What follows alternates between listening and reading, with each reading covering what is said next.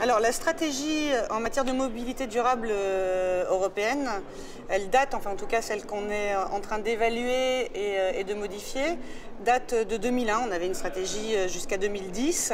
Et aujourd'hui, face à différents enjeux qui ont été identifiés et auxquels doit faire face l'Union européenne, comme le changement, le dérèglement climatique, notamment face à la crise qu'on connaît également économique. On renégocie en 2010 et sous présidence espagnole l'ensemble de cette stratégie de mobilité pour l'Union européenne. L'Espagne est partie donc sur le fait de faciliter le développement des transports et notamment individuels électriques. Donc on a un plan d'une politique d'harmonisation pour le transport individuel électrique. Je vais donner juste un exemple, c'est qu'on est sur les bornes de recharge de voitures électriques notamment, il y a une harmonisation et qu'on retrouve les mêmes bornes dans l'ensemble des pays de l'Union européenne. C'est très très léger.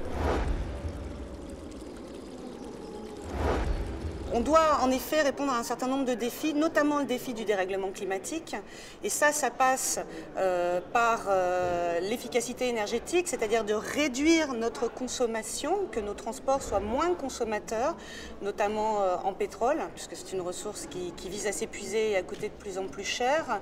Mais également qu'on s'interroge sur l'utilité des transports, leur utilité, c'est-à-dire réduire les distances que peuvent parcourir les marchandises aujourd'hui en camion, s'interroger sur l'éventualité d'une fiscalité écologiste qui permette de favoriser la réduction de consommation énergétique, la réduction de transport. Et ça suppose, en tout cas c'est ce que nous portons, d'envisager la mobilité et de la reprendre de manière transversale, de manière intégrée, en pensant économie, sociale, ville, campagne, consommation et bien entendu environnement.